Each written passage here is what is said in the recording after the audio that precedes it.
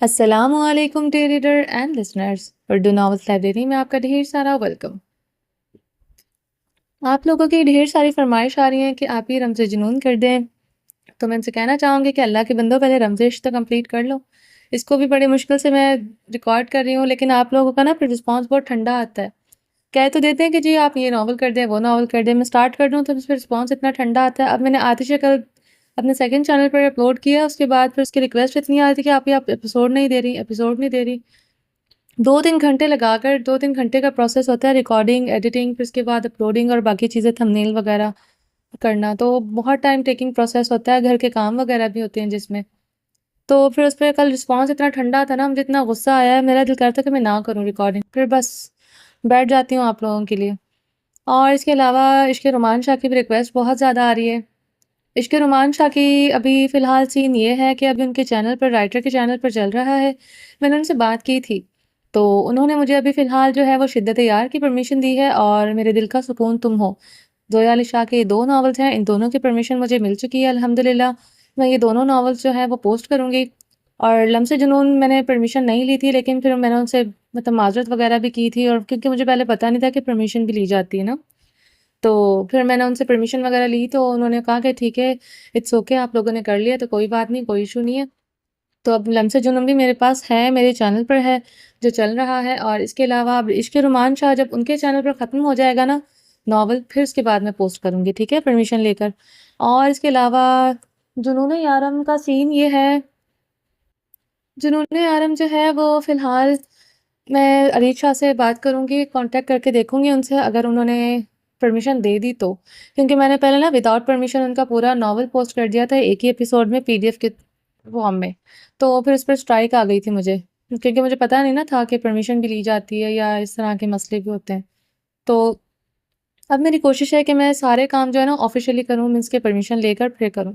تو ابھی آپ لوگوں کو مجھے لگتا ہے کہ سارے سوالات کے جوابات مل گئے ہوں گے۔ اور ہاں، ایک اور ناول کی بہت زیادہ ریکویسٹ آتی ہے، جانے تمنا کی، تو بھائی اس کی رائٹر جو ہے نا وہ رسپانس نہیں دیتی، میں نے بہت زیادہ کوشش کی الگ الگ اکاؤنٹ سے ان سے کانٹیکٹ کرنے کی، تو وہ رسپانس نہیں دیتی۔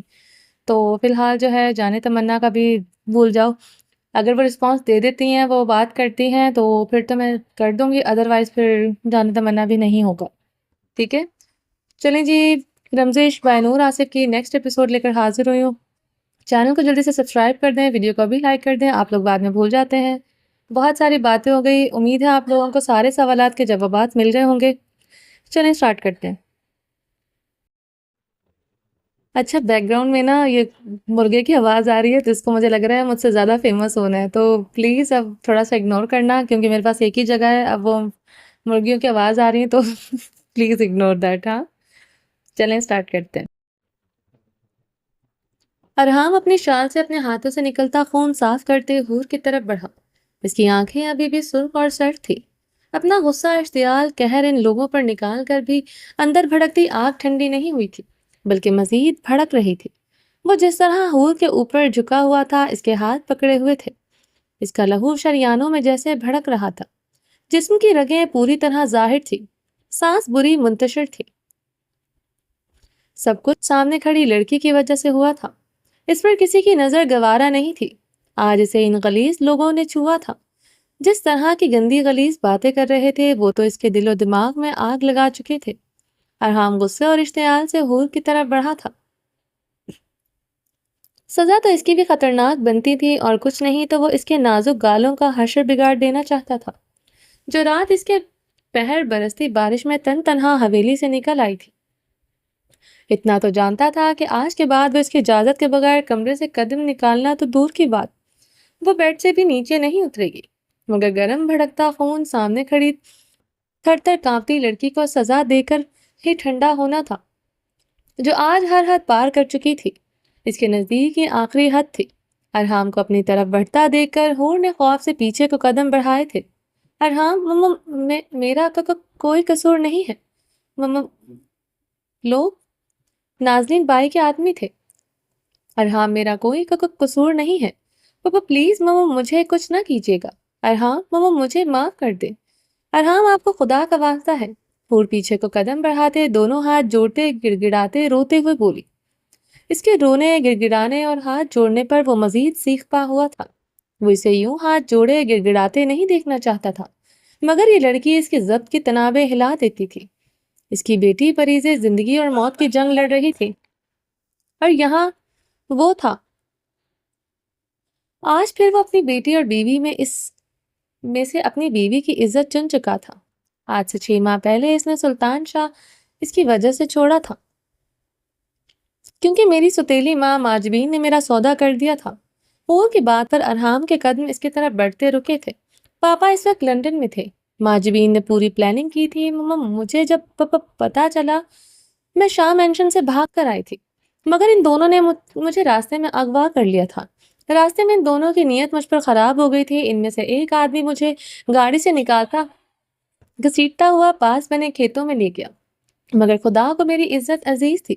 میں نے اسے خود کو چھونے بھی نہیں دیا تھا، اور زمین پر پڑے پتھر سے اس کے سر پر مارتے وہاں سے بھاگ گئی تھی۔ پورا روتے ہوئے ہچکیوں سے بول رہی تھی، وہ اپنے حواس میں نہیں لگ رہی تھی۔ ارحام کی مٹھیاں بھیجتی جا رہی تھی، رنگ تانبے کی مانند سرخ ہو رہا تھا۔ مما، میں نے وہ رات سڑکوں پر چھپ کر گزاری تھی۔ اس آدمی کا فون لے کر میں بھاگی تھی۔ میں نے پاپا کو سب کو کال کی، مگر ساتھ میری قسمت خراب تھی۔ پاپا کا نمبر بند آ رہا تھا۔ ارحام، مما، میں اس رات وہاں بنی دکانوں کے شرٹ کے نیچے کھڑی رہی۔ زرمش کو کال کی کہ وہ مجھے مدد بھیج دے، مگر اس نے ساحر کی وجہ سے میری مدد نہیں کی۔ وہ روتے ہوئے گہرے سانس لیتے پیچھے کو قدم بڑھا رہی تھی۔ شال اس کے ایک کندھے پر لٹک رہی تھی۔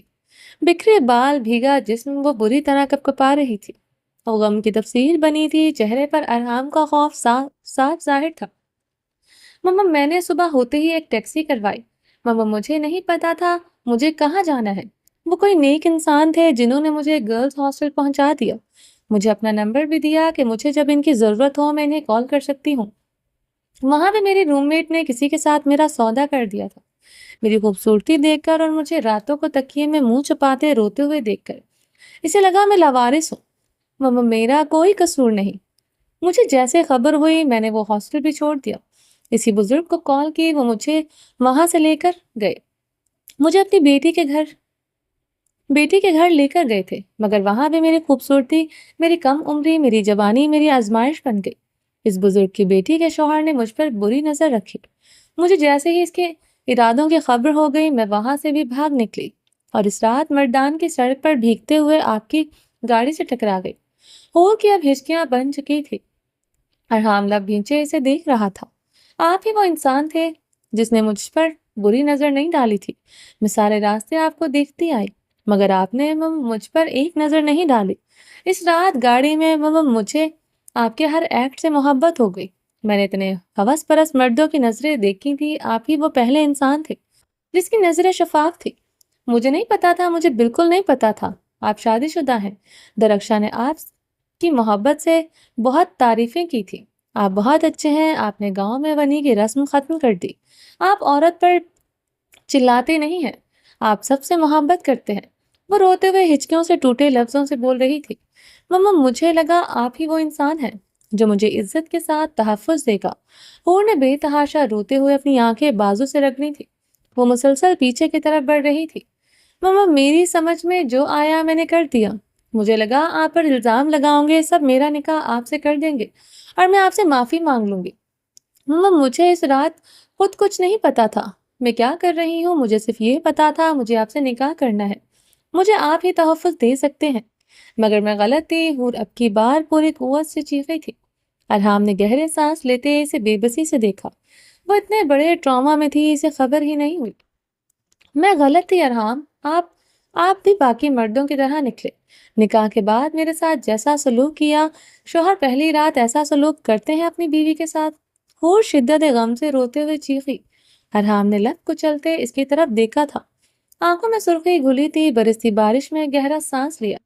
آپ نے مجھے باہر کی دنیا سے تحفظ دیا، مگر کمرے میں عزت نہیں دی۔ ارحام، ہور اب چہرہ دونوں ہاتھوں میں چھپا کر پھوٹ پھوٹ کر رو دی۔ میں 6 ماہ آپ کے ساتھ رہی۔ آپ کے خوف سے میں نے ہر بات مانی۔ آپ نے مجھ سے میرا متعلق پوچھا، میں نے اس لیے آپ کو نہیں بتایا کیونکہ میں اپنا ماضی نہیں بتانا چاہتی تھی، جس میں میری ماں طوائف تھی، میرا باپ میری ماں کا قاتل۔ حور چیختے ہوئے بولی۔ ارحام اس کی بات پر چونکا تھا۔ میں 6 ماہ آپ کے ساتھ رہی، آپ کے خوف سے میں نے آپ کی ہر بات مانی۔ آپ نے مجھ سے میرے متعلق پوچھا، میں نے اسی لیے آپ کو نہیں بتایا کیونکہ میں اپنا ماضی نہیں بتانا چاہتی تھی۔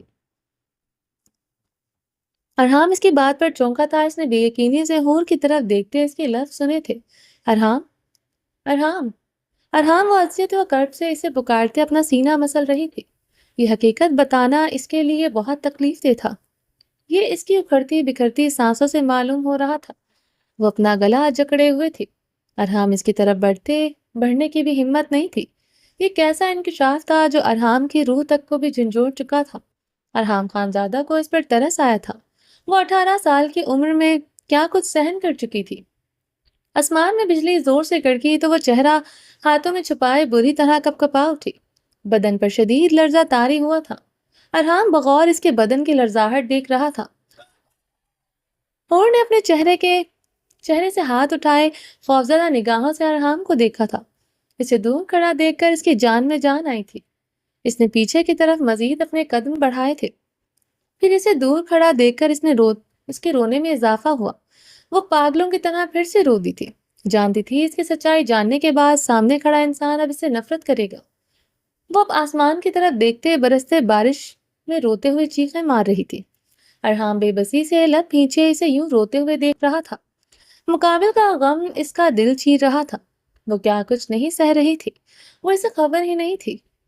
ارحام، ماجبین نے مجھے ہمیشہ نشا سے بڑھ کر پیار دیا۔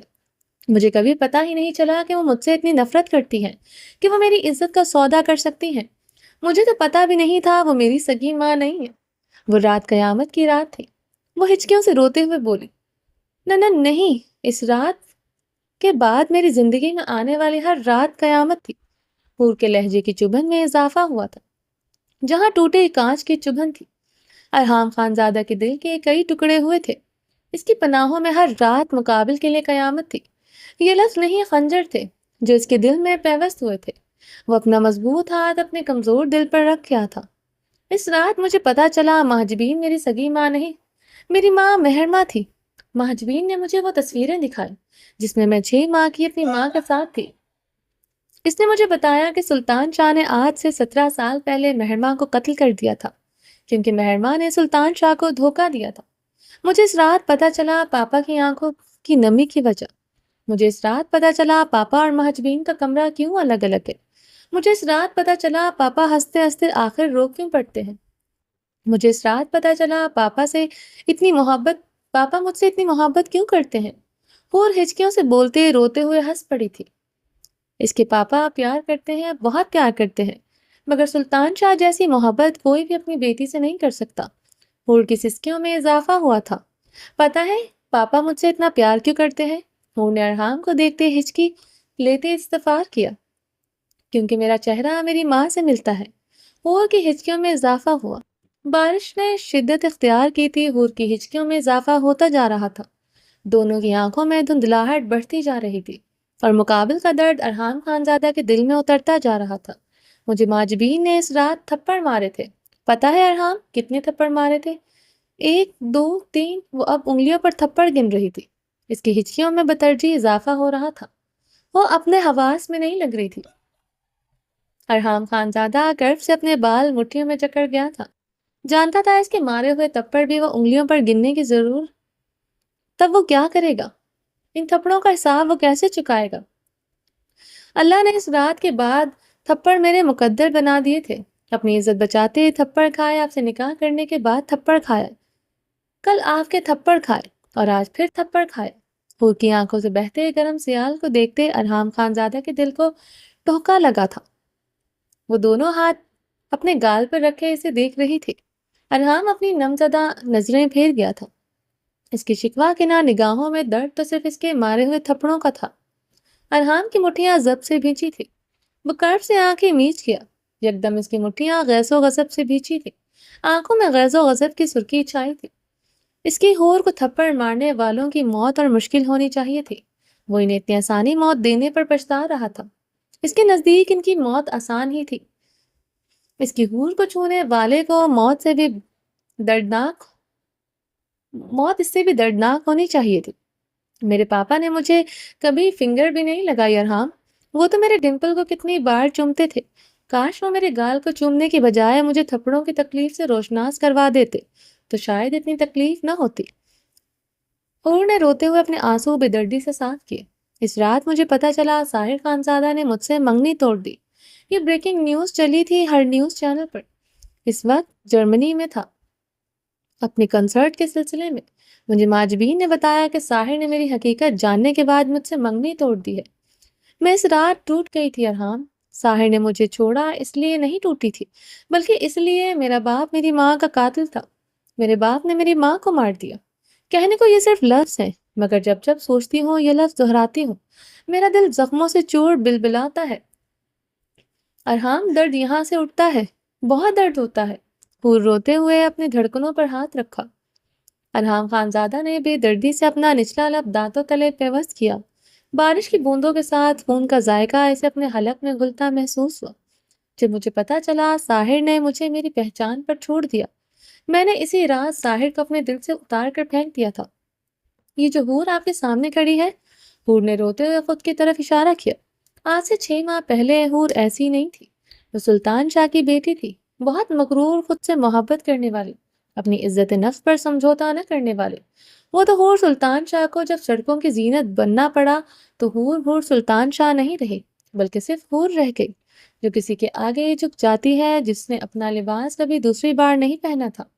اس نے مہینوں کسی کی اترن پہنی اور بار بار پہنی۔ ارحام نے بے چینی اضطراب سے اپنی ہلکی گھنی بیئرڈ پر ہاتھ پھیرتے خود پر قابو پایا تھا۔ مقابل تو ہر بات یاد رکھے ہوئے تھی، بلکہ دل سے لگائے ہوئے تھی۔ ساحر خان کہیں نہیں تھا میری زندگی میں، وہ بھی میری طرح اپنوں کی سازش کا شکار ہو گیا تھا، مگر مجھے تب حقیقت نہیں پتا تھی۔ جب حقیقت پتا چلی وہ اس دل میں رہا ہی نہیں تھا۔ اس دل میں، ان دھڑکنوں میں آج جیسے ظالم انسان کا لمس دھڑکنے لگا تھا۔ اور ہنسیانی چیخ رہی تھی۔ ارحام اس کے ہنسیانی چیخنے کرب سے آنکھیں میچ کیا تھا۔ مجھے تو آپ کو دیکھتے ہی آپ کی آنکھوں سے محبت ہو گئی تھی، مگر اس رات کے بعد میں نے کبھی آپ کی آنکھوں میں نہیں دیکھا، کیونکہ آپ کی آنکھوں کی سرخی سے مجھے ڈر لگتا ہے۔ ارحام مجھے آپ سے خوف آتا ہے۔ ارحام، اس کی آواز کب کب آئی تھی، اور ارحام خانزادہ کا پورا وجود جیسے کوئی آرے سے کاٹ رہا تھا۔ ایسا تو کبھی نہیں چاہا تھا وہ اسے یوں خوفزدہ ہو، اسے صرف اپنا دیکھنا چاہتا تھا، صرف اتنی سی ہی تمنا تو تھی۔ آپ کو مجھ پر یقین نہیں ہے، آپ کو مجھ سے نفرت نہیں ہے ارحام، آپ کو آج بھی گل سے محبت ہے، آپ کو میری محبت پر یقین نہیں ہے ارحام۔ آپ کو اتنا نہیں پتا چلا کہ میں آپ کے ساتھ اس دن اپنے پاپا کو چھوڑ کر کیوں آئی؟ میں آپ سے محبت کرتی ہوں ارحام، آپ کو اتنا نہیں پتا چلا کیونکہ آپ اپنی جنونیت میں کبھی میرا درد سمجھ ہی نہیں سکتے، میرے دل کی آواز نہیں سن سکتے۔ وہ روتے ہوئے ہنسیانی کیفیت میں اپنے دل کے تمام حقیقت اشکار کر چکی تھی۔ ارحام خانزادہ کی تشکر بھری نمزدہ آنکھیں آسمان کی طرف تھی۔ جس عورت پر وہ مرتا تھا، جس عورت سے عشق کرتا تھا، خدا نے اس کے دل میں اسے ڈال دیا تھا، اور اسے اور کیا چاہیے تھا؟ جھوٹ میں نے نہیں بولا تھا، جھوٹ آپ نے بولا تھا آفس میں کہ آپ مجھ سے محبت کرتے ہیں۔ آپ کو صرف میری خوبصورتی سے محبت ہے، میرے جسم سے محبت ہے، مجھے آپ کی جنونیت نہیں بننا۔ نفرت تھی تو جنون تھی، محبت ہو تو جنون ہو۔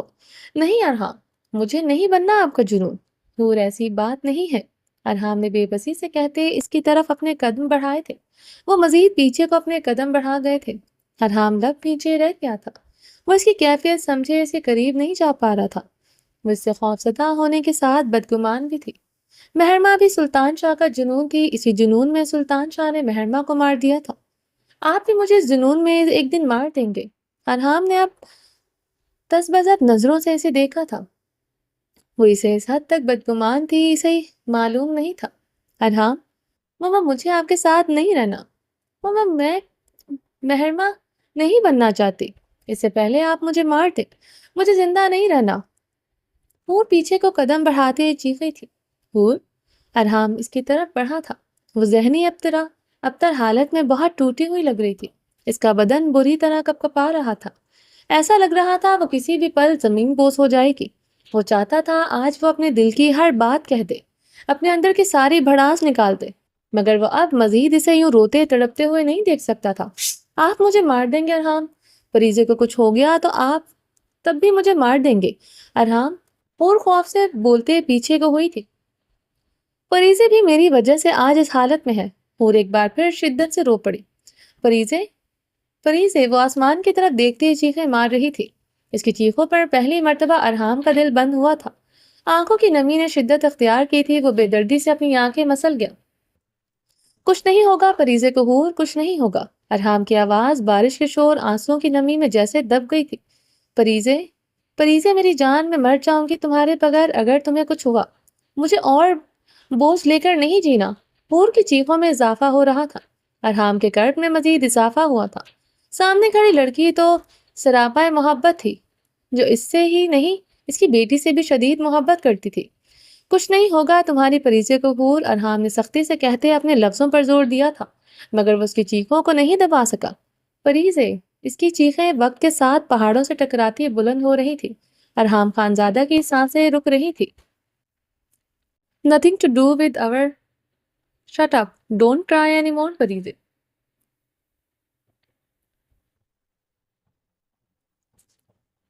ضبط کا دامن چھوٹا تو ارحام غصے سے حلق سے دھاڑا تھا۔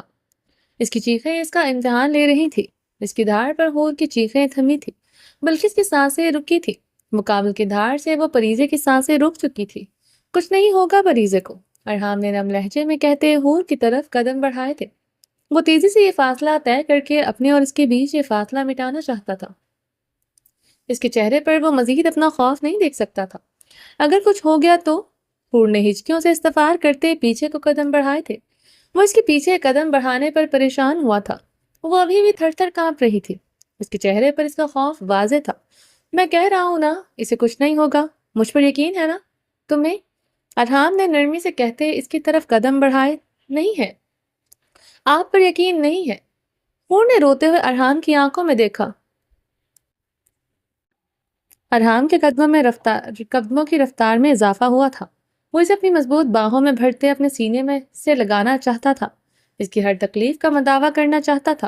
حور نے یکدم سر نفی میں ہلایا تھا۔ ماما، مجھے اتنی دردناک موت نہیں مرنا۔ اس کے کپکپاتے لبوں کی جنبش پر ارحام کے بھاری قدم رکے تھے۔ وہ اسے اس حد تک خوفزدہ ہو چکی تھی کہ اسے لگ رہا تھا وہ اسے مار دے گا۔ ارحام نے کرب سے اس کے لرزتے وجود کو دیکھا۔ وہ اسے کیسے بتاتا وہ اس کی جان کبھی نہیں لے سکتا۔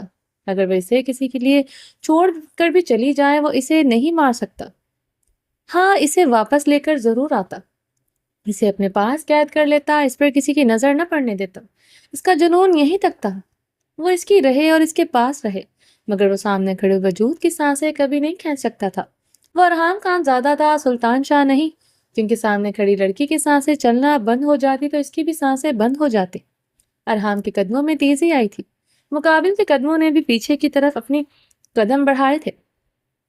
ماما، میں آپ کے ہاتھوں سے مرنا، خود موت کو گلے لگانا پسند کروں گی۔ حور نے ٹوٹے لفظ سن کر ارحام کے قدم رکے تھے۔ حور کے ٹوٹے لفظ سن کر ارحام کے قدم رکے تھے۔ ارحام کے چہرے پر خوف سا لہرایا تھا۔ اسے اب سمجھ آیا تھا وہ پیچھے کی طرف قدم کیوں بڑھا رہی تھی۔ حور! ارحام خوفزدہ ہوتا چیخا تھا۔ ارحام کی چیخ پر حور نے یکدم مڑتے ہوئے تیزی سے بھاگنا شروع کر دیا۔ اس کے قدموں کا رخ پہاڑ کے کنارے کی طرف تھا۔ ارحام اس کے ارادے سمجھتا پاگلوں کی طرح اس کے پیچھے بھاگا تھا۔ وہ روتے ہوئے بھاگتی جا رہی تھی، شال زمین کو سوئی تھی۔ وہ بنا رکے بھاگ رہی تھی، اس سے پہلے وہ پہاڑ کے نیچے کھائی میں چھلانگ لگاتی۔ ارحام اس کی کلائی جکڑے اسے اپنے سینے میں بھینچ چکا تھا، اور اسی لمحے اس کی باہوں میں ہوش و خرچ سے بیگانہ ہو چکی تھی۔ وہ اسے سینے میں سختی سے بھینچے زمین پر بیٹھتا چلا گیا۔ اسے اپنے سینے میں بھینچتے وہ آسمان کی طرف دیکھے چیخیں مار رہا تھا۔ تیرے بن جینا ہے ایسے، دل دھڑکا نہ ہو جیسے، دلوں کی راہوں میں ہم کچھ ایسا کر جائے، ایک دوسرے سے بچھڑے تو مر جائیں ہم۔ او خدا، بتا دے کیا لکیروں میں لکھا، ہم نے تو بس عشق کیا۔ وہ اس کے سامنے بیڈ پر ہوش و خرچ سے بیگانہ پڑی تھی۔ ارحام اس کے قریب بیٹھا، اس کے اوپر جھکے، اس کے نم زدہ بالوں میں نرمی سے انگلیاں پھنسائے، لب بھینچے اسے دیکھتا رہا۔ اس کی گرم سانسیں اس کے خوبصورت نقوش پر بکھری تھی۔ آج اس کی سانسوں کی تپش بہت زیادہ تھی، وہ خود اپنی سانسوں کی تپش سے اندر تک جھلس رہا تھا۔ میں غلط تھی، آپ ارحام، آپ بھی باقی مردوں کی طرح نکلے۔ نکاح کے بعد میرے ساتھ جیسا سلوک کیا، کیا شوہر پہلی رات ایسے سلوک کرتے ہیں اپنی بیوی کے ساتھ؟ ارحام، اس کی آنکھوں میں سرخی کے ساتھ نمی بڑھتی جا رہی تھی۔ خدا کے لیے ماما مجھے معاف کر دو، ماما مجھے جانے دو۔ آج سے 6 ماہ پہلے ہور کا گڑگڑانا یاد آیا تھا۔ جانے دو تمہیں؟ ابھی تھوڑی دیر پہلے تمہارا اور میرا نکاح ہوا ہے، اور یہ نکاح تم نے اپنی مرضی سے کیا ہے۔ جانتی ہو ایک مرد نکاح کیوں کرتا ہے؟ اسے عورت سے کیا چاہیے ہوتا ہے؟ اپنی دھاڑ، اپنے ہی لفظ یاد کرتا وہ کرب کی انتہا پر تھا۔ یہ سوال میں تم سے کیوں کر رہا ہوں؟ تم جیسی لڑکی کو تو سب کچھ پتا ہوگا۔ آخر تم نے مجھ سے نکاح ایسی مقصد کے لیے تو کیا ہے، یا یہ مقصد کوئی مجھ سے پہلے ہی پورا کر چکا ہے؟ اپنے لفظوں کی بدصورتی کا اسے شاید کبھی احساس نہیں ہوتا، اگر سامنے پڑا نازک وجود اپنے لفظوں کی خوبصورتی کا اسے احساس نہیں دلاتا۔ آپ ہی وہ پہلے انسان تھے جس نے مجھ پر بری نظر نہیں ڈالی تھی۔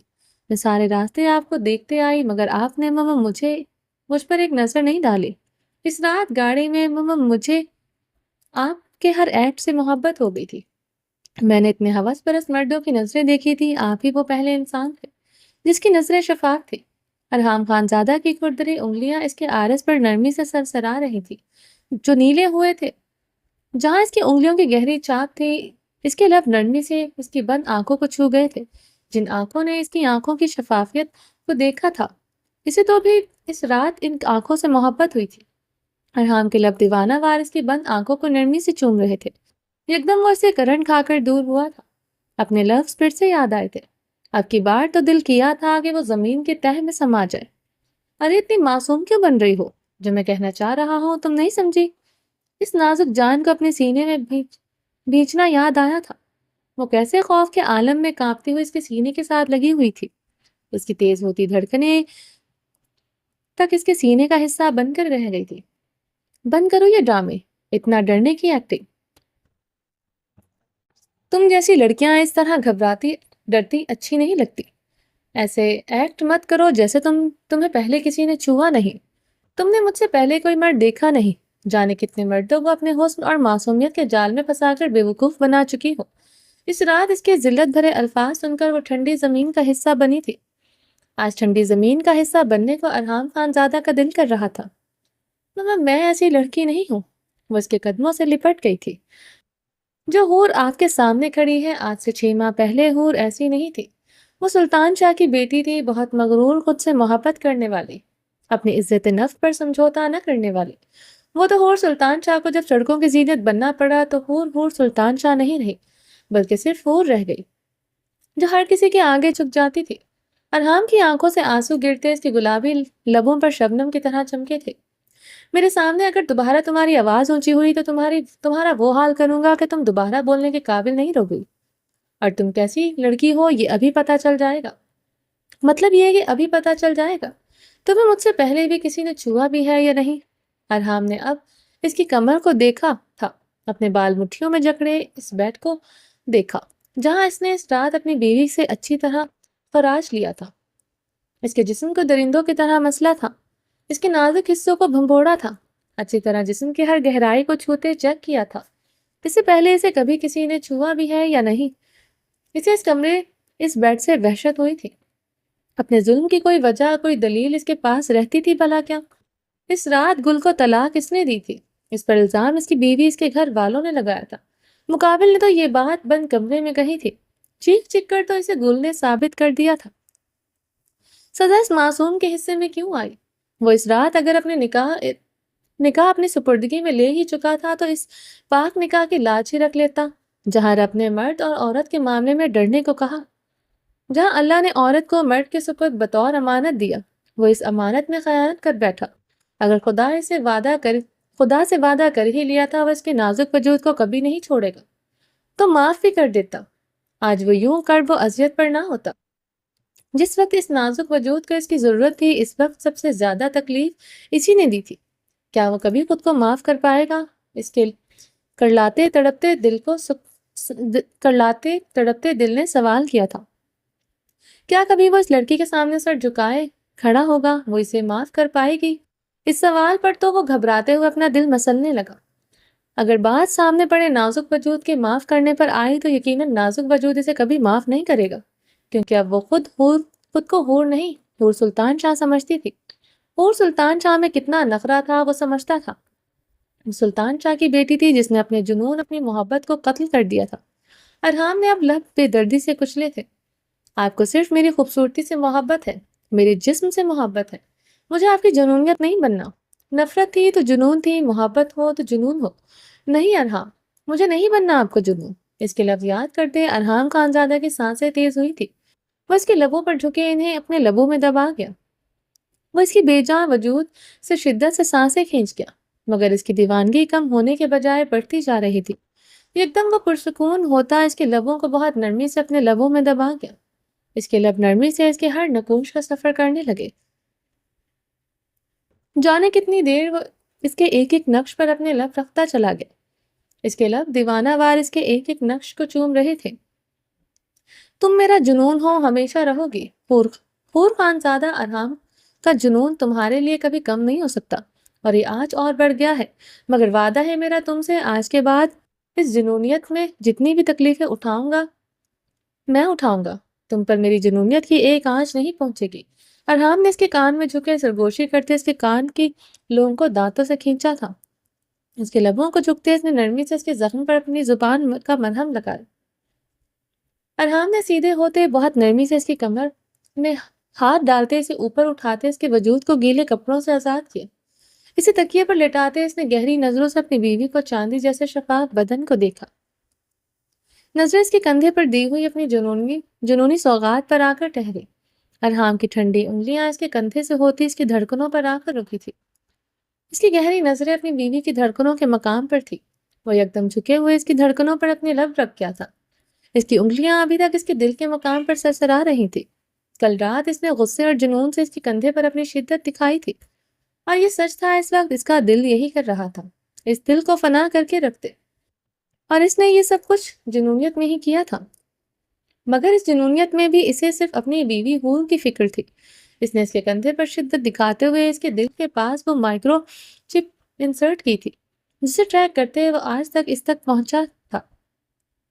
کندھے پر اس وقت اس کے دانتوں کا دباؤ اس کے لیے بڑھتا جا رہا تھا، تاکہ اسے خبر نہ ہو کہ اس کے اندر اس نے کہاں کیا انسرٹ کیا ہے۔ وہ اس وقت اس تکلیف میں بلبلا اٹھی تھی۔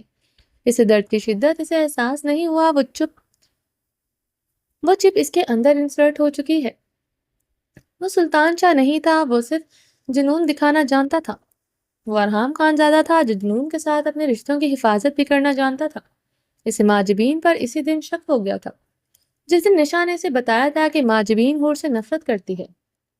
اس وقت تو اسے معلوم نہیں تھا نشا حور کے بارے میں بات کر رہی ہے، مگر جب سے حور سلطان شاہ کے پاس تھی اس کی ماجبین پر گہری نظر تھی۔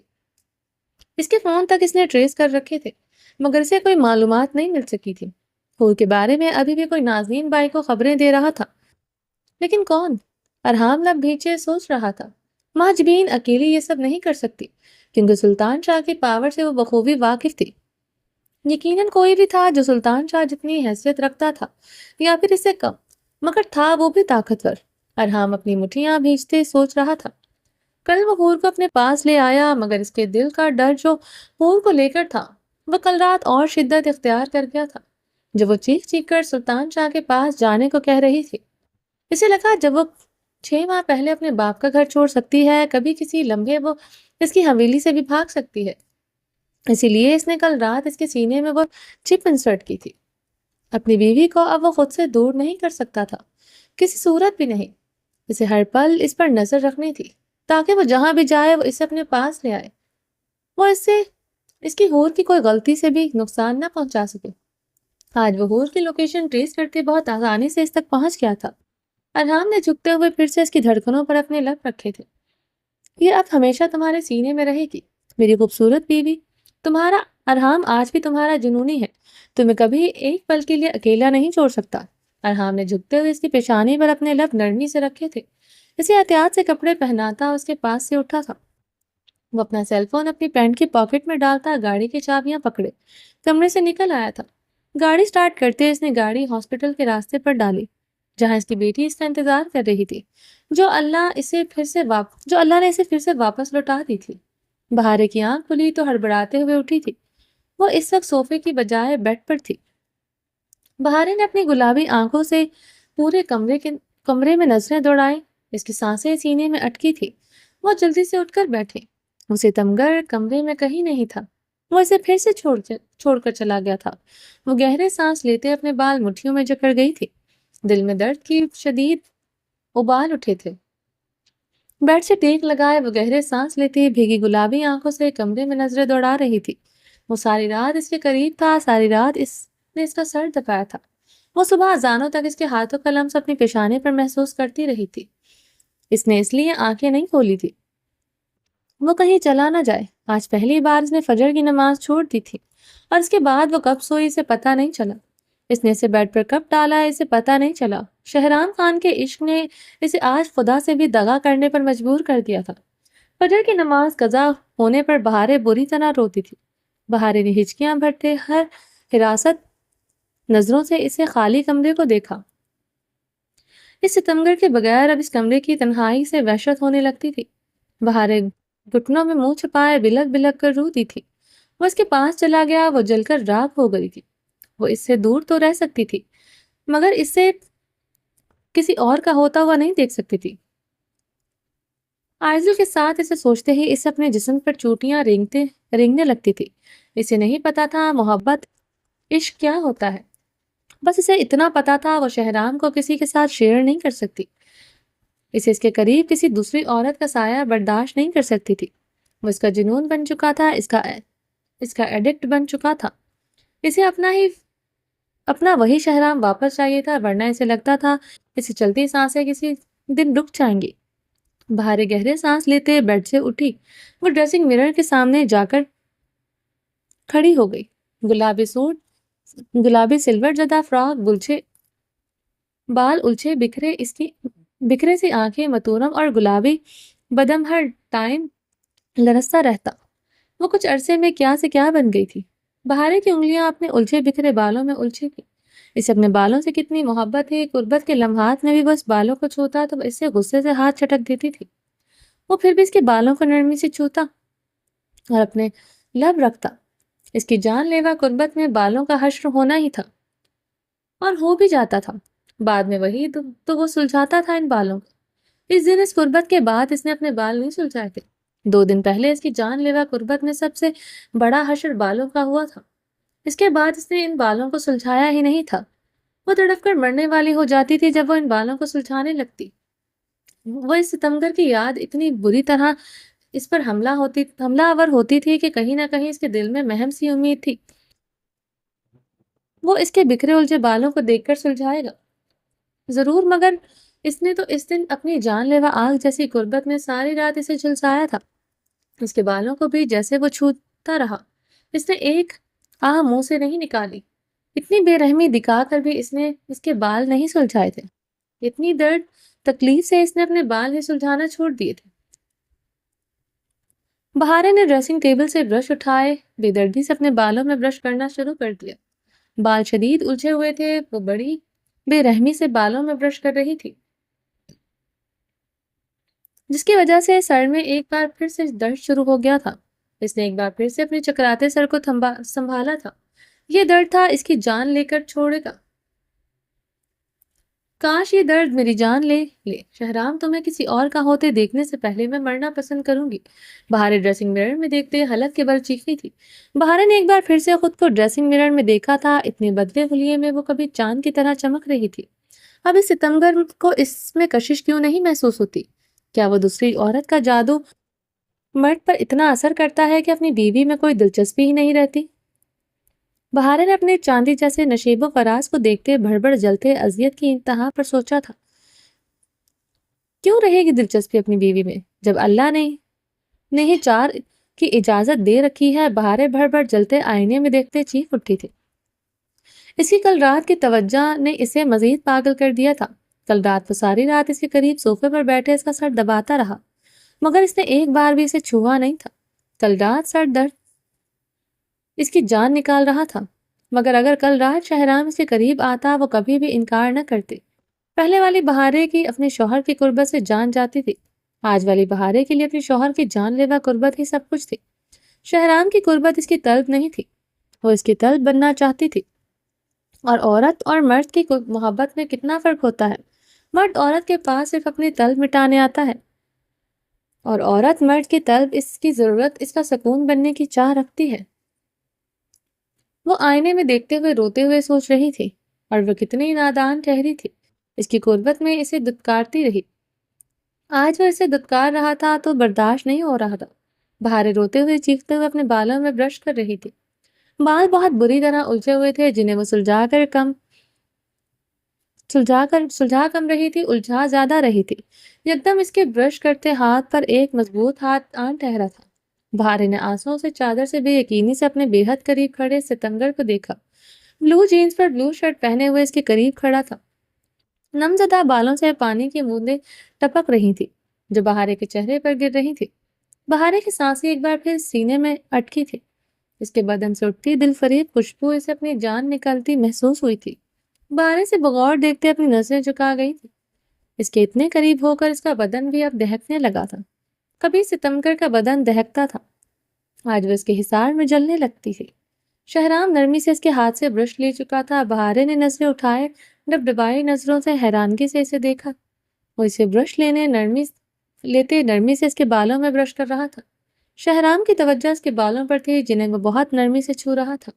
بہارے کی بھیگی نگاہیں آئینے میں نظر آتے اس کے عکس پر ٹھہر گئی تھی۔ وہ بہت نرمی سے اس کے بالوں میں برش کر رہا تھا۔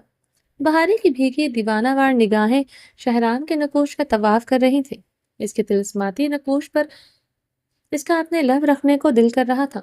اس کی باہوں میں سما کر وہ اس کی دھڑکن بن کر رہنا چاہتی تھی۔ بہارے کی نمزدہ آنکھیں اب اس کے سیاہ پرکشش آنکھوں پر تھی جس میں اس کا دل ڈوب کر ابھر رہا تھا۔ بہارے ڈریسنگ ٹیبل پر اپنے دونوں ہاتھ جما گئی تھی، ورنہ وہ زمین بوس ہو جاتے۔ اس کا شوہر اتنا ہینڈسم تھا، اس نے کبھی غور سے دیکھا نہیں تھا۔ کتنا خوبصورت مرد ہے تمہارا، اس کو ادائیں دکھا کر اپنا بنا کر رکھو۔ جس دن اس نے تمہارا جگہ کسی اور کو دے دیا تم سر پکڑ کر روئے گا۔ روزینہ خانم کے لفظ اس کی سماعتوں کو چیر رہے تھے۔ واقعی میں اس کا مرد بہت خوبصورت تھا، افسوس اس کا مرد اب اس کا نہیں رہا تھا۔ اس مرد کی خوبصورتی کوئی اور عورت دیکھ چکی تھی اور محسوس بھی کر چکی تھی۔ بہارے کی نظریں اس کے سر سپاٹ چہرے پر تھی۔ وہ جتنی نرمی سے برش کر رہا تھا اتنا ہی اس کا چہرہ سرد اور سپاٹ تھا۔ بہارے نے اپنا نچلا لب بے دردی سے کچلا تھا۔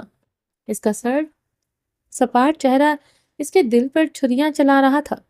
شہرام بہت احتیاط بے حد نرمی سے اس کے بالوں میں برش کر رہا تھا۔ اپنے الجھے ہوئے بالوں میں بھی ایک مرتبہ کھینچ نہیں پڑی تھی۔ وہ پچھلے 20 منٹ سے اس کے بالوں میں برش کر رہا تھا۔ بہارے کی آنکھوں میں نمی بڑھتی تھی۔ ساری رات اس نے اس کا سر دبایا اور وہ 20 منٹ سے اس کے بالوں کا تھوڑا تھوڑا حصہ لیے برش کر رہا تھا۔ بہارے کا احساس زیادہ بڑھتا جا رہا تھا۔ اتنے نخرے، اتنا خیال اب وہ کسی اور کا رکھا کرے گا، حائل کے بالوں میں بھی برش کرے گا۔ بہارے کو ایک دم چکر آیا۔ اس سے پہلے وہ گرتی شہرام اسے کمر سے جکڑے تھام چکا۔ کیا ہوا ہے بہارے؟ شہرام نے بہت نرمی سے اس کے آرس پر ہاتھ رکھا تھا۔ شہرام کی آنکھوں میں پریشانی دیکھ کر وہ اس کی شرٹ جکڑے اس کے سینے سے روتے ہوئے منہ چھپا گئی۔ شہرام نے نرمی سے اسے اپنے سینے میں بھینچا تھا۔ کیا ہوا ہے بہارے؟ وہ بہت نرمی سے اس کی کمر کو سہلاتا پوچھ رہا تھا۔ بہارے کے رونے میں اضافہ ہوا، سر میں ابھی بھی درد ہو رہا ہے بہارے؟ شہرام نے اسے اپنے سینے سے علیحدہ کرتے اس کی پیشانی پر ہاتھ رکھا۔ اس کا ٹمپریچر بالکل اتر چکا تھا۔ بہت درد ہو رہا ہے شہرام، جسم کے ہر حصے میں، دل میں سب سے زیادہ درد ہو رہا ہے۔ بہارے روحاں سے ہوتے ہچکیوں سے بولتے شہرام کی شرٹ جکڑے پھر سے اس کے فراق کشادہ کر سینے میں سما گئی تھی۔ شہرام نے اسے سختی سے اپنے سینے میں بھینچا تھا۔ ایک دم شہرام کا فون رنگ ہوا۔ شہرام نے اس کی کمر پر اپنا حصار مضبوط کرتے ڈریسنگ ٹیبل پر فون پر نگاہ کی جہاں آئزل کا نام جگمگا رہا تھا۔ بہارے نے اس کے سینے سے سر اٹھائے اس کے موبائل کو دیکھا جہاں آئزل کا نام جگمگاتے دیکھ کر بہارے کرنٹ کھا کر اس کے سینے سے الگ ہوئی۔ اب وہ سلگتی بھیگی نگاہوں سے شہرام کو دیکھ رہی تھی۔ شہرام فون کو ایک نظر دیکھتے اسے اپنے حصار سے آزاد کر گیا تھا۔ شہرام کی توجہ ڈریسنگ ٹیبل پر رکھے اپنے موبائل پر تھی۔ اپنا موبائل سائلنٹ موڈ پر کرتے وہ بنا بہارے پر کوئی نظر ڈالے ڈریسنگ روم کی جانب بڑھ گیا۔ شہرام کے قدموں کی عجلت اور چہرے پر بےتابی دیکھتے بہارے کا پورا وجود آندھیوں کی جکڑ میں آیا تھا۔ جیسے وہ ڈریسنگ ٹیبل کے ٹیبل کا کارنر ایک ہاتھ سے جکڑ گئی۔ بہاریں سن ہوتے دماغ کے ساتھ کھڑی تھی۔ اسے سمجھ نہیں آ رہا تھا وہ کیا کرے۔ وہ کیسے شہرام کی زندگی سے آئزل نام کا چیپٹر کلوز کرے۔ وہ ابھی اس سے اپنے دل کا حال بیان کرنے ہی والی تھی مگر آئزل اس کے بیچ پھر سے آ چکی تھی۔ ٹیبل پر رکھے فون پر ایک بار پھر سے آئزل کا نمبر چکمگایا۔ شہرام کے فون پر آئزل کا نمبر دیکھ کر اب کی بار وہ پاگل ہوئی تھی۔ بارود کے گولے اس کے اندر بنے تھے۔ بہارے نے شہرام کا فون اٹھایا۔ اس نے گہرے سانس لیتے دیکھا۔ دوسرے پل وہ فون زور سے ڈریسنگ مرر میں مار چکی تھی۔ یہ کیا بدتمیزی ہے؟ یہ کیا کیا تم نے؟ شہرام کی گرجدار آواز پر بہارے نے روتے ہوئے اسے دیکھا۔ بدتمیزی میں نہیں، یہ شیم لیس کریکٹر لیس عورت کر رہی ہے۔ جب اسے یہ پتا چل چکا ہے کہ تم شادی شدہ ہو، یہ گھٹیا عورت تمہیں فون کیوں کر رہی ہے؟ تمہارا پیچھا کیوں نہیں چھوڑ رہی؟ بہارے نے روتے ہوئے شہرام کی شرٹ کو مٹھیوں میں جکڑا تھا۔ بہارے اپنی زبان کو قابو میں رکھو، خبردار یہ آئزل کے کریکٹر پر یہ ایک بات بھی تم نے شہرام نے سختی سے تنبیہ کی۔ اپنی شرٹ اس کی مٹھیوں سے چھڑوائی تھی۔ ورنہ کیا کرو گے؟ تم مجھے طلاق دو گے؟ بہارے نے سسکتے ہوئے پوچھا۔ شہرام قہر بار نگاہوں سے اسے گھورتے اسے بازو سے جکڑے اپنے قریب کر گیا تھا۔ جس شہرام سے تم بچپن سے طلاق مانگتی آ رہی ہو، اس شہرام کو اس شہرام میں بہت فرق ہے۔ آئندہ تم نے طلاق کا لفظ منہ سے نکالا، میں تمہاری زبان کھینچ ڈالوں گا، سمجھی تم؟ شہرام اسے خون شام نگاہوں سے گھورتا اسے جھٹکے سے چھوڑ چکا تھا۔ بہارے ڈریسنگ ٹیبل سے جا لگی تھی۔ بہارے کی سسکیوں میں اضافہ ہوا تھا۔ شہرام نے اسے سرسرخ نظروں سے گھورتے اپنا فون ڈریسنگ ٹیبل سے اٹھایا جو آف ہو چکا تھا مگر بالکل ٹھیک تھا۔ مگر شہرام نے بہارے کو گھورتے فون آن کیا۔ فون ایک بار پھر سے بجنا شروع ہو چکا تھا۔ بہارے نے استہزائیہ مسکراتے ہوئے اپنا نچلا لب بے دردی سے کچلا۔ وہ سچ میں شیملیس عورت تھی جس کا شوہر کا پیچھا نہیں چھوڑ رہی تھی۔ یا وہ شیملیس عورت نہیں، ایک عقل مند عورت تھی، اس کی طرح بیوقوف نہیں جو شہرام جیسے مرد کو اپنی بیوقوفیوں سے خود سے دور کر دے۔ اب کی بار وہ خود پر استہزائیہ ہنسی تھی۔ ہاں بولو آئزل، شہرام نے فون اٹھاتے کہا۔ کہاں سے لگایا؟ اوکے ٹھیک ہے، میں تمہیں مارکیٹ سے لے جاؤں گا، تم اپنی مرضی سے اپنی پسند کا لے لینا۔ اوکے ریڈ کلر کا لینا۔ ہاں مجھے یہی کلر پسند ہے۔ شہرام کی مسکراہٹ گہری ہوئی تھی یا پھر اسے لگی تھی۔ بہارے کا وجود زلزلوں کے زد میں آیا تھا۔ وہ بیڈ سے اپنا کوٹ اور ڈریسنگ ٹیبل سے گاڑی کی چابیاں اٹھائے دروازے کی جانب بڑھا۔ ایک مرتبہ پھر سے اس کا فون بج اٹھا تھا۔ اس کے گھر کی فل پیمنٹ ہو چکی ہے۔ مجھے اسی وقت اس گھر کی چابیاں چاہیے۔ مجھے آج رات ہر حال میں اس گھر کو رینوویٹ کروانا ہے۔ شہرام سختی سے کہتا فون بند کر چکا تھا اور اپنے بھاری قدموں کی رفتار سے وہ کمرے کا دروازہ کھولتا باہر نکل گیا۔ بہارے نے اپنے چکراتے وجود کو بمشکل سنبھالتے اپنے سر کو جکڑا تھا۔ شہرام کے جانے کے بعد بہارے کی حالت کافی خراب تھی۔ وہ صوفے پر بیٹھی ایک کب سے اپنے بال مٹھیوں میں جکڑے ہوئے تھی۔ بدن پر پھر شدید لرزہ طاری ہوا تھا۔ وہ اپنے نقاہت زدہ اور چکراتے وجود کو سنبھالتے بمشکل صوفے پر بیٹھی ہوئی تھی۔ میں تمہیں مارکیٹ لے جاؤں گا، تم اپنی مرضی سے اپنی پسند کا کلر لے لینا۔ اوکے ریڈ کلر کا لینا۔ ہاں مجھے بھی یہی کلر پسند ہے۔ یہ لفظ تیر کی طرح اس کے دل میں پیوست ہو کر رہ گئے تھے۔ وہ اچھی طرح سمجھ چکی تھی، یعنی وہ آج اس سے نکاح کرنے والا تھا، وہ بھی اس نے آئزل کے لیے خریدا تھا، یعنی وہ آج اس گھر میں اپنی ویڈنگ نائٹ منانے والا تھا۔ مجھے بھی ریڈ کلر پسند ہے۔ شہرام کے لفظ جیسے اسے ایندھن کی طرح دہکا رہے تھے۔ باہر ایک جھٹکے سے صوفے سے اٹھتی ڈریسنگ روم میں داخل ہوئی۔ اپنی کبرڈ کھولے اپنے سارے کپڑے نیچے گرا دیے۔ وہ پاگلوں کی طرح ایک کپڑا نیچے گراتے کچھ تلاش کر رہی تھی مگر وہ اسے مل نہیں رہا تھا۔ بہارے کے رونے میں اضافہ ہو رہا تھا۔ اپنے شوہر کی طرح اس کی دی ہوئی کوئی بھی چیز اس نے استعمال نہیں کی تھی۔ اف کہاں گیا وہ؟ بہارے نے روتے ہوئے اپنی الماری کا حشر بگاڑ ڈالا تھا۔ وہ ڈریسنگ روم سے نکلتی بہارے کمرے سے باہر آئی۔ درخشاں وہ لاؤنج میں آتے ہوئے حلق کے بل چیخی تھی۔ امینہ خانم نے حیرانگی سے اسے چیختے ہوئے دیکھا۔ وہ بغیر دوپٹے شال کے لاؤنج میں کھڑی تھی۔ کیا ہوا بہارے بچہ؟ یہ تم اتنا چیخ چلا کیوں رہا ہے؟ امینہ خانم صوفے سے اٹھتے بہارے کے مقابل آئی تھی۔ کچھ نہیں ہوا مجھے، اب جو کچھ ہوگا شہرام خان کو ہوگا، بہارے نے اپنے آنسو بے دردی سے صاف کرتے چیخ کر کہا۔ امینہ خانم نے اس کے چیخنے پر ناگواری سے لب بھیج گئی تھی۔ اس کی حالت دیکھتے وہ اپنا غصہ دبا گئی تھی۔ وہ بری طرح روتے ہوئے کپکپا رہی تھی۔ بہارے جتنی بھی روڈ اور بدتمیز سہی، مگر اس نے کبھی ان سے اس لہجے میں بات نہیں کی تھی۔ آج پہلی مرتبہ اس لب و لہجے میں بات کی تھی۔ امینہ خانم نے بمشکل ہی اپنا غصہ دبایا۔ درخشاں وہ ایک بار پھر سے چیخی تھی۔ درخشاں بہارے کے چیخ پر بھاگتے ہوئے کچن سے آئی تھی۔ جی بہارے باجی، درخشاں لاؤنج میں داخل ہوتے پوچھا۔ بہارے کی حالت دیکھتے وہ ایک بھی پل کے لیے ٹھٹک کر رکی تھی۔ وہ بغیر دوپٹے کے کھڑی تھی۔ یہ اس کے لیے بھی اچنبھے کی بات تھی۔ میرا شادی کا لہنگا کہاں ہے؟ وہ میری الماری میں نہیں ہے، بہارے نے روتے ہوئے پوچھا۔ بہارے باجی، آپ نے خود ہی تو کہا تھا کہ میں اسے باہر پھینک دوں یا پھر کسی غریب کو دے دوں۔ درخشاں کی بات پر بہارے نے ایک بار پھر سے اپنے چکراتے سر کو سنبھالا تھا۔ امینہ خانم کے چہرے پر بھی برہمی کے تاثرات ظاہر ہوئے۔ انہوں نے غصے سے بہارے کو دیکھا جو اپنی مٹھیاں بھیچے بری طرح لرز رہی تھی۔ آنکھوں سے آنسو متورم اتر کر گر رہے تھے۔ اپنی شادی کا جوڑا جو ہر عورت سنبھال کر رکھتی ہے، اس میں اس کا پہلی رات کا شوہر کا پیار چھپا ہوتا ہے۔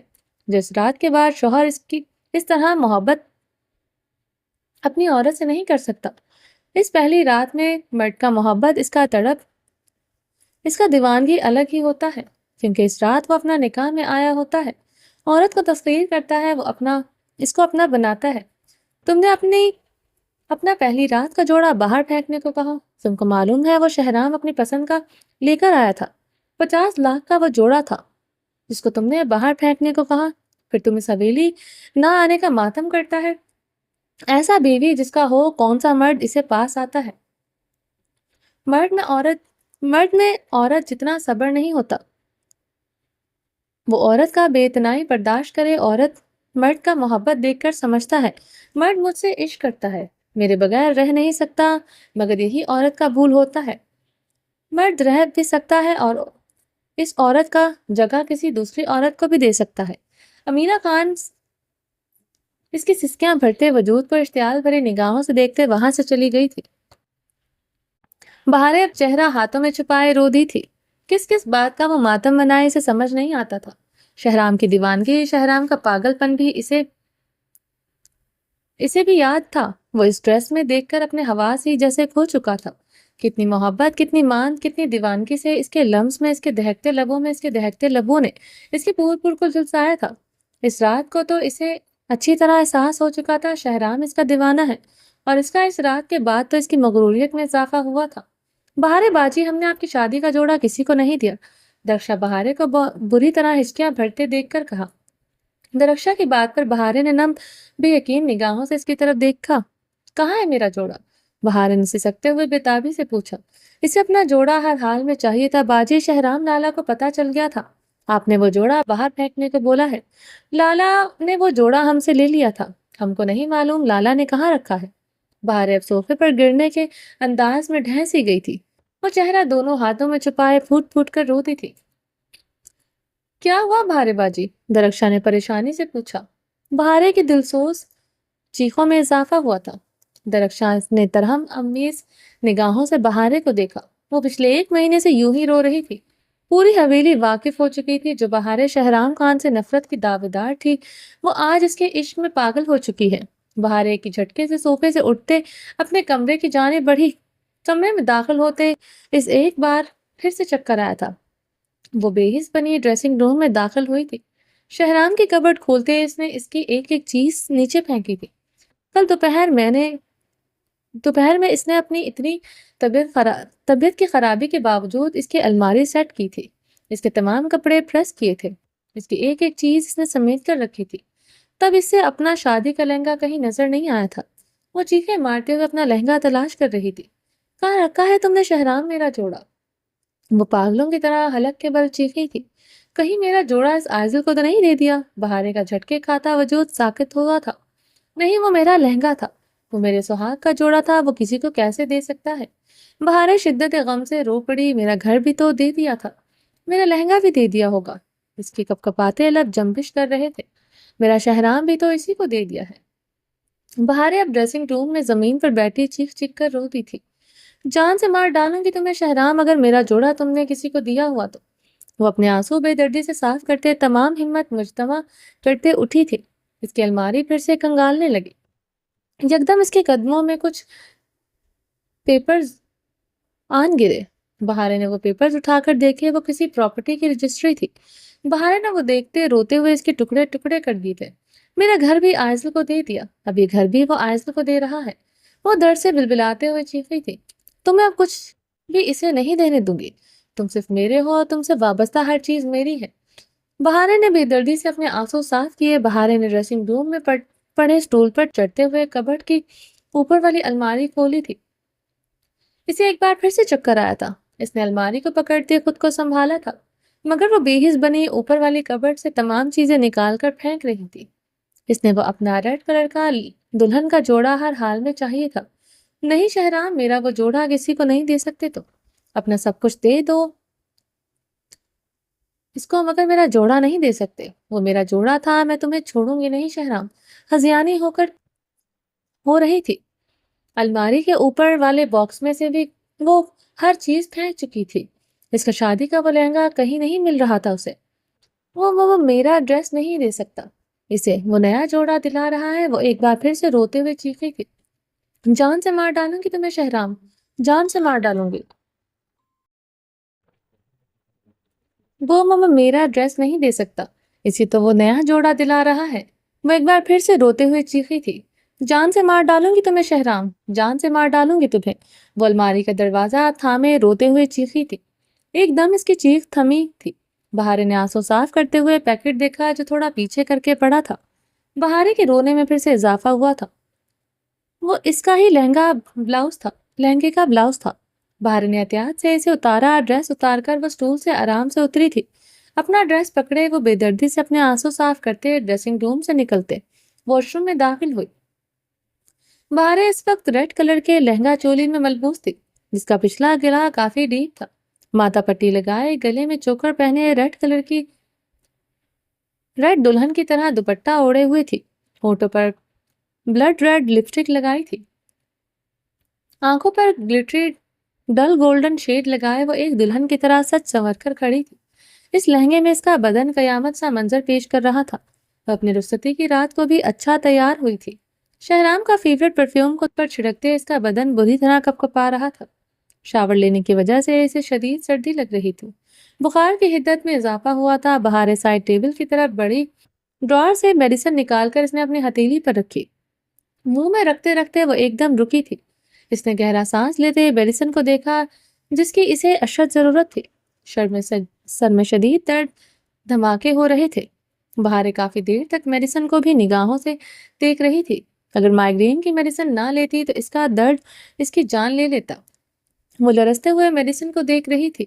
एकदम इसने वो मेडिसिन जमीन पर फेंक दी थी। वो अपनी भीगी निगाहें रगड़ते इसने बेड पर पड़ी चादर से खुद को अच्छी तरह कवर करते अपने चेहरे का निकाब किया था। अपना पर्स पकड़ते इसने ड्रेसिंग टेबल से अपनी मतलूबा चीजें उठाई। पर्स में डाली पर पर्स पर्स इसकी गिरफ्त म- पर्स पर इसकी गिरफ्त मजबूत थी। आंखों से आंसू अब खुश्क हो चुके थे। आंखों में नमी का गुलाबीपन नमाया था। वो अपने पर्स पर अपनी गिरफ्त मजबूत करते कमरे से निकलती बाहर कारपोर्च में आई, जहां रहीम खान गाड़ी में बैठा इसका इंतजार कर रहा था। गाड़ी की तरफ बढ़ते हुए पिछली सीट का दरवाजा खोलकर बैठी। गाड़ी गेट से निकलते ऊंचे रास्तों पर दौड़ने लगी। सरसब्ज पहाड़ों पर नजरें जमाए बहारे गुल की आंखें सट सपाट थी। वो अपने पर्स पर इसकी गिरफ्त मजबूत होती जा रही थी। गाड़ी पहाड़ों के दरमियान गिरे एक खूबसूरत घर के सामने आ रुकी। इस वक्त रात का अंधेरा फैल रहा था। चांद की चांदनी में वो घर और भी खूबसूरत लग रहा था। बहारी की गुलाबी आंखें एक बार फिर से जलने लगी थी। ये घर इस घर से भी ज्यादा खूबसूरत था जो शहराम ने इसके लिए खरीदा था, मगर इसे तो वही छोटा सा घर प्यारा था जो इसने इसके लिए खरीदा था। बहारे गाड़ी से निकलते गेट की तरफ बढ़ी। गेट पर चौकीदार मौजूद था। कौन है बीवी तुम? गेट पर मौजूद चौकीदार ने पूछा। गेट खोलो, मैं शहराम खान की बीवी हूँ, ये घर मेरा है, मेरी मलकियत है ये घर। बहारे ने इसके सवाल पर सुलग उठी थी, इसलिए चीखते हुए कहा। गेट पर मौजूद चौकीदार ने जल्दी से हड़बड़ाते हुए गेट खोला था। बहारे गेट से अंदर दाखिल हुई तो इसके बदन की लड़जाहट में इजाफा हुआ था। इसकी गिरफ्त हाथ में पकड़े पर्स पर मजबूत हुई थी। घर जितना बाहर से खूबसूरत था, इतना अंदर से खूबसूरत था। एक तरफ सरसब्ज लॉन ऊंचा नीचा बना हुआ था। इसके ऊपर की तरफ ढलवान थी, जहां बड़े बड़े पत्थर सजे थे। लॉन में गुलाब और मोतिये के फूलों की मार بھرمار تھی۔ گلاب اور موتیا شہرام کو بہت پسند تھا۔ وہ جانتی تھی بہاریں داخلی دروازہ کھول کر اندر داخل ہوئی تو اسے زوردار چکر آیا تھا۔ اس نے دروازے کا پٹ زور سے تھاما ورنہ وہ گر جاتی۔ اندر سے پورا گھر سرخ گلاب اور سفید گلابوں سے سجا ہوا تھا۔ بہارے کی آنکھیں جلنے لگی تھی۔ اس نے آج یہ گھر آئزل کے لیے سجایا تھا۔ وہ سمجھ چکی تھی۔ بہارے کے سامنے بڑا لاؤن تھا جس کے ایک طرف گلاس ڈور لگا تھا جس کے اندر کا منظر واضح نہیں تھا۔ مدھم سے عکس سے معلوم ہوتا تھا وہ ڈائننگ ایریا ہے جس کے ساتھ ہی اوپن کچن تھا اور دوسری طرف ایک ڈرار بنی تھی جس کا راستہ کمروں کی طرف جاتا تھا۔ بہارے گل کے قدم اوپر بنی سیڑھیوں کی طرف تھے جہاں پھولوں کی روش بنی ہوئی تھی۔ ونم نگاہوں سے دیکھتے ہوئے سیڑھیاں چڑھ رہی تھی۔ ایک ایک قدم من بھر کا ہو رہا تھا۔ سب کچھ واضح تھا۔ یہ سب کچھ اس نے آئزل کے لیے کیا تھا۔ اب کیا رہ جاتا تھا؟ وہ ادھر کیوں تھی؟ اسے یہ بھی سمجھ نہیں آ رہا تھا۔ اس کے کمرے میں اس کے بیڈ پر وہ سجی سوری کسی دوسری عورت کو دیکھے گی تو وہ تڑپ کر ہی مر جائے گی۔ وہ سچ میں بدل گیا تھا۔ وہ سچ میں اب اس کا نہیں رہا تھا۔ وہ مشکل سے ہی سیڑھیاں چڑھ رہی تھی۔ اسے لگ رہا تھا وہ کسی بھی لمحے چکر کھا کر گر پڑے گی۔ کیا وہ آئزل سے نکاح کر چکا ہے؟ سیڑھیاں چڑھتے اس کے دل کے اندر اٹھتے وہموں نے مزید اسے پاگل کیا تھا۔ کیا وہ اندر آئزل کے ساتھ اپنی ویڈنگ نائٹ منا رہا ہے؟ بہارے گل کے اندر جیسے کسی تیز تندور دہکا دیے تھے۔ فرش پر اس کی گرفت مزید مضبوط ہوئی تھی۔ بہارے تیزی سے سیڑھیاں چڑھتے کمرے کی طرف بڑھی۔ دروازہ کھولتے وہ اندر داخل ہوئی جہاں کوئی نہیں تھا۔ بیڈ کو سرخ گلابوں سے سجا دیکھ کر وہ پاگل ہوئی تھی۔ وہ چاروں اور کمرے کو دیکھ رہی تھی۔ زخت گریاں سے اس کی آنکھیں شدت سے گلابی ہوئی تھی۔ ہاتھوں کی مٹھیاں بچھی تھی۔ وہ گہرے سانس لیتے یہ سب دیکھ رہی تھی۔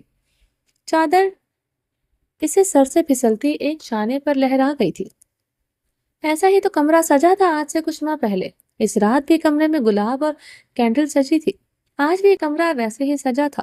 بہارے جلتی نگاہوں سے کمرے کو دیکھ رہی تھی۔ اس بیڈ کو دیکھ رہی تھی جہاں اس کا شوہر کسی دوسری عورت کے ساتھ اپنی ویڈنگ نائٹ منانے لگا تھا۔ نہیں شہرام، میں تمہیں کسی دوسری عورت کے ساتھ ویڈنگ نائٹ نہیں منانے دوں گی۔ تم نے اسے چھوا بھی، میں تمہیں اور اس کمرے کو آگ لگا دوں گی۔ بہارے گہرے سانس لیتے اپنا گلا جکڑتے ٹوٹے لفظوں سے بمشکل بولی تھی۔ اس کے سر کے دھمک میں اضافہ ہو رہا تھا۔ سانس بمشکل آ رہا تھا۔ وہ اپنے فرش پر گرفت مضبوط کرتے کمرے کو دیکھ رہی تھی۔ اس کے وجود پر چادر زمین بوس ہوئی تھی۔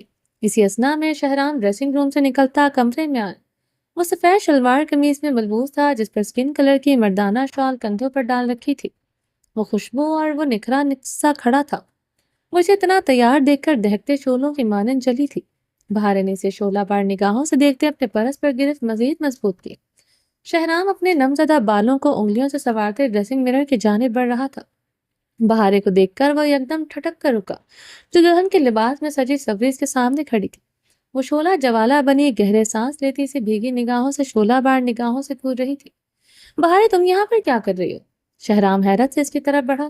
اس کا یہاں موجود ہونا ہی حیرانگی کا باعث تھا کیونکہ اس کا گھر کا پتہ کسی کو نہیں پتا تھا۔ پھر اس کا دلہن کا لباس میں ملبوس ہونا اس کے لیے حیرانگی کا باعث نہیں، پریشانی کا بھی باعث تھا۔ رک جاؤ شہرام، وہیں پر تو۔ بہارے چیختے ہوئے پرس سے پسٹل نکال کر شہرام خانزادہ پر تان چکی تھی۔ شہرام لب بھیچے پر وہیں پر رک گیا تھا۔ بہارے گہرے سانس لیتی پسٹل دونوں ہاتھوں میں جکڑے ہوئے تھی۔ یہ کیا طریقہ ہے بہارے؟ اب کون سا پاگل پن دکھا رہی ہو؟ شہرام نے جبڑے بھیجتے سے قہر بار نگاہوں سے گھورا۔ وہ دلہن کے لباس میں سچ سنور کر اسے یہاں پر مارنے آئی تھی۔ اگر مارنا ہی تھا تو ایسے ہی مار دیتی۔ دلہن کے لباس میں سچ سنور کر آنے کی کیا ضرورت تھی؟ ابھی تم نے بہارے گل خان کا پاگل پن ہی دیکھا، کہاں ہے؟ ابھی تم اس کا پاگل پن دیکھو گے جب اس پسٹل کی ساری گولیاں تمہارے سینے کے آر پار ہوں گی۔ بہارے نے استضائیہ مسکراتے ہوئے بھیگے لہجے میں چیخ کر کہا۔ شہرام نے اس کے یوں پاگلوں کی طرح چیخنے اور اس کے ہاتھ میں پسٹل دیکھتے ضبط سے منہ پر ہاتھ پھیرا تھا۔ وہ اسے خون شام نگاہوں سے گھور رہا تھا۔ کہا تھا تم سے تمہاری پسٹل سے تمہاری جان لے لوں گی۔ تم نے کہا تھا لے لینا۔ اس میں گولیاں نہیں ہیں مگر آج اس میں گولیاں ہیں شہرام خان، اور یہ پسٹل مجھے چلانی بھی آتی ہے۔ تو تمہیں ٹریلر دکھاؤں؟ بہارے نے کہتے ہوئے ایک طرف رکھے واز پر فائر کیا۔ واز ٹوٹ کر دو حصوں میں تقسیم ہو گیا۔ شہرام نے ضبط سے اپنی مٹھیاں بھینچی تھی۔ آنکھوں کی رنگت سرخ ہوئی تھی۔ دیکھا شہرام خان، مجھے فائر بھی کرنا آتا ہے اور میرا نشانہ بھی اچھا ہے۔ بہارے گل استضائیہ ہذیانی ہنسی۔ تمہیں پسٹل بھی چلانی آتی ہے اور تمہارا نشانہ بھی اچھا ہے، تو رکی کیوں ہو؟ چلاؤ گولی، مجھے مار دو جان سے، مگر مارنے سے پہلے میرا جرم ضرور بتا دینا۔ شہرام نے اس کے ہچکولے لیتے وجود کو دیکھتے سر سپاٹ لہجے میں پوچھا۔ وہ بظاہر سر سپاٹ چہرے کے ساتھ کھڑی تھی، مگر اس کا بدن مسلسل ہچکولے لے رہا تھا۔ شہرام کی نظر اس کی آنکھوں کے گلابی پن پر تھی۔ آنکھوں کی رنگت میں اب گلابی پن کے ساتھ سرخیاں بھی کھل رہی تھی۔ اتنے جرم تم نے کیے ہیں شہرام خان کہ تمہیں خود ہی نہیں پتا تمہارا جرم کیا ہے۔ شہرام کی بات پر بہاریں پاگلوں کی طرح ہنسی۔ شہرام اس کے یوں ہنسنے پر اپنے جبڑے بھیج گیا تھا۔ اس کی بیوی کا ہر انداز اسے پاگل کر دینے کے مترادف ہوتا تھا۔ تمہارا جرم ہے مجھ سے محبت کرنا، مجھ سے عشق کا دعویٰ کرنا، میرے نخرے اٹھانا، رخصتی سے پہلے راتوں کو میرے کمرے میں آنا، ہر کسی کے آگے میرے لیے ڈھال بن جانا، میرے منہ سے ہر خواہش نکلنے سے پہلے پورا کر دینا۔ بہاریں روتے ہوئے چیخیں تھی۔ شہرام کی نظریں اب اس کے عارض پر بہتے آنسوؤں پر تھی۔ اس کی بیوی سچ میں پاگل تھی۔ وہ اس کے آنسوؤں کو بغور دیکھتے اپنی ہلکی گھنی بیئرڈ پر جھنجھلاتے ہوئے ہاتھ پھیرا۔ یہ جرم کم تھے جو تم رخصتی کے بعد میرے لیے تڑپتے ہوئے راتوں کو جاگتے تھے، سگریٹ پیتے رات رات بھر مجھے پیاسی نگاہوں سے دیکھتے تھے۔ کیوں دیکھتے تھے مجھے ان نگاہوں سے؟ بہار نے روتے ہوئے استغفار کیا۔ ٹھیک کہہ رہی ہو، یہ جرم تو بہت بڑے ہیں، میں خود ان جرم کا مرتکب ہوتے ہوئے پچھتا رہا ہوں۔ شہرام نے لب پیچھے اسے گھورتے ہوئے کہا۔ شہرام کی بات پر بہاریں کے ہاتھوں میں لرزش ہوئی تھی۔ پسٹل اس سے ایک ہاتھوں سے گرتی بچی تھی۔ شہرام کی نظریں اس کے کپکپاتے وجود سے ہوتے اس کے ہاتھوں کی لرزش پر آ ٹھہری تھی۔ تم بہت بے رحم ہو شہرام، وہ شدت غم سے روتے ہوئے بری طرح چیخی۔ میں بے رحم ہوں یا تم بے رحم ہو؟ میرے رات رات بھر تڑپنے پر تم سکون حاصل کرتی تھی، میری تڑپ کو دیکھتے ہوئے بھی تم جان بوجھ کر سوتی رہتی تھی۔ اب مجھ سے یہ سوال کیوں کر رہی ہو؟ کیوں آئی ہو یہاں، وہ بھی اس لباس میں جسے تم نے اٹھا کر پھینک دیا تھا؟ شہرام نے چپتے لہجے میں سوال کیے۔ اس کا دو آتشا روپ اسے جیسے پاگل کر چکا تھا۔ پہلی رات کا ایک ایک پل اس کی آنکھوں کے آگے لہرایا تھا۔ محرم کی قربت کے لیے اس کا وجود ایک بار پھر مچلنے لگا تھا۔ اس کی بیوی ادھر یقیناً اس کا امتحان لینے آئی تھی، اس کی تڑپ میں اپنا سکون ڈھونڈنے آئی تھی۔ شہرام نے سلگتی نگاہوں سے اس کے دہکتے بہکتے روپ کو دیکھا تھا۔ تم کیوں اس لباس میں آج اس عائزل کو دیکھنے کی تمنائی تھے؟ یہ سیج بھی تم نے اس کے لیے سجائی ہے؟ بہاریں کل ایک بار پھر ہنسیانے چیخی۔ جس کے لیے بھی سجائی ہو تم پوچھنے کا اختیار نہیں رکھتی۔ جب تمہیں مجھ سے محبت ہی نہیں ہے، نہ کبھی ہو سکتی، تو پھر یہ تڑپ کیوں ہے؟ کیا میرے انجینئر بنتے ساتھ ہی تمہیں مجھ سے محبت ہو گئی ہے؟ شہرام نے سائڈ ٹیبل سے سگریٹ اور لائٹر جلا کر لبوں سے لگاتے سگریٹ کا دھواں چھوڑتے منہ سامنے کھڑے کپکپاتے نازک وجود کو جیسے سلگایا تھا۔ شہرام کی بات پر بہاریں گل کے لبوں پر استزائیہ کر بھری مسکراہٹ آن ٹہری تھی۔ اس نے وہی کہہ دیا جو اسے یقین تھا، وہ اس سے محبت کا اظہار میں کہے گا۔ مجھے تم سے محبت نہ کبھی تھی اور نہ کبھی ہوگی شہرام خان۔ بہاریں گل مرنا پسند کرے گی، مگر تم جیسے بے حس انسان سے محبت کرنے سے پہلے میرے نزدیک تمہاری کوئی ویلیو نہیں ہے۔ تم انجینئر ہو یا بہت بڑے کانٹریکٹر، یا پھر تمہارے پاس یہ زمین جائیداد ہے، تم میرے لیے کل بھی یوز لیس تھے، تم میرے لیے آج بھی یوز لیس ہو۔ وہ ایک بار پھر سے بھر بھر جلتی چیخی تھی۔ بہاریں کی بات پر شہرام کے لبوں پر مسکراہٹ گہری ہوئی تھی۔ یہ تو میں جانتا ہوں بہاریں گل خان کو مجھ سے محبت نہیں ہے، مگر میرا سوال اب بھی برقرار ہے۔ یہ تڑپ کیوں ہے؟ کیوں میری دوسری شادی کرنے پر ایک محبت کرنے والی بیوی نہیں، ایک عشق کرنے والی بیوی کی طرح تڑپ رہی ہو؟ آج اپنی شادی کے جوڑے میں ملبوس سجی سوری اپنے شوہر کے سامنے کیوں موجود ہو؟ شہرام نے بہاریں پر گہری نظر ڈالتے ٹھنڈے لہجے میں سوال کیا، ساتھ میں سگریٹ کا گہرا کش لیا۔ شہرام کے سوال پر اب وہ ٹوٹ کر جیسے بکھری تھی۔ وہ بری طرح روتی، وہ مزید اپنے آنسوؤں پر قابو نہیں پا سکی تھی۔ تم تڑپنے کی بات کر رہے ہو شہرام خان؟ بہاریں گل مر رہی ہے، اس کے اندر دہکتے علاوہ روشن ہے۔ بہاریں گل خان شہرام خان سے محبت نہیں کرتی، مگر شہرام خان کو کسی دوسری عورت کا ہوتے نہیں دیکھ سکتی شہرام خان کو کسی اور کے پہلو میں سوتے ہوئے، کسی اور عورت کے پیار سے دیکھے، اس کے نخرے اٹھائے، اسے محبت کا دعویٰ کرے۔ ایسا لگ رہا ہے جیسے مجھے کوئی اندر سے خنجر سے کاٹ رہا ہے۔ شہرام خان میں مر رہی ہوں۔ شہرام خان دوزخ کی آگ اتنی دہکتی نہیں ہوگی جتنی میرے اندر تمہیں عائزل کے ساتھ دیکھ کر دہکتی ہے۔ بہاریں نے تڑپتے ہوئے ہچکیوں سے کہا۔ جب کا دھارا چھوٹ گیا تھا، وہ ستمگر کے سامنے بکھر گئی تھی۔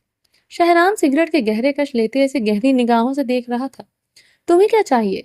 مجھ سے میری قربت چاہیے، میرا جسم چاہیے، میں سب کچھ دینے کے لیے تیار ہوں شہرام خان۔ رات رات بھر تمہاری شدتیں سہوں گی، اف نہیں کروں گی۔ اگر دن کو بھی اپنے پاس رکھو گے، میں تمہاری قربت تمہاری باہوں میں رہوں گی۔ ایک سسکی، ایک آواز نہیں نکلے گی۔ بہارے کی سسکیوں میں اضافہ ہوا تھا۔ شہرام خان کی گرم آنچ دیتی نگاہوں میں اضافہ ہوا تھا۔ جیسے تم چاہتے ہو شہرام خان ویسا ہی کروں گی۔ بہارے گل تمہارے سامنے اونچی آواز سے بولے گی نہیں، تم جہاں رکھو گے وہاں رہ لوں گی۔ اگر تم کہو گے حویلی سے باہر نہیں نکلو تو نہیں نکلوں گی۔ تم سے نظریں اٹھا کر بات بھی نہیں کروں گی، ایک فرمانبردار بیوی کی طرح رہوں گی۔ میں نے تم سے کب ان سب کی ڈیمانڈ کی؟ شہرام نے سگریٹ لبوں میں دبائے سر لہجے میں استقبال کیا۔ تو پھر کیا چاہیے تمہیں جو تم آئزل سے نکاح کر رہے ہو؟ اور ناراض تو تم اسی بات پر ہوئے تھے کیونکہ میں تمہیں تمہارا حق نہیں دیتی تھی۔ اب دینے کو تیار ہوں۔ بہارے کی سسکیوں میں اضافہ ہوا تھا۔ وہ جھک تو گئی تھی آج اس کے سامنے، اور کیا چاہیے تھا؟